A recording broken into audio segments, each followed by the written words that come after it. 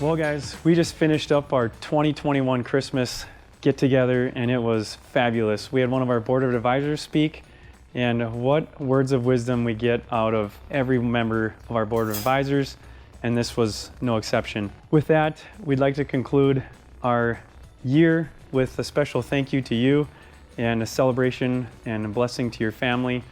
And we really hope that we can be a blessing to you and you'll be blessed through just all the different ways that you interact with Red E.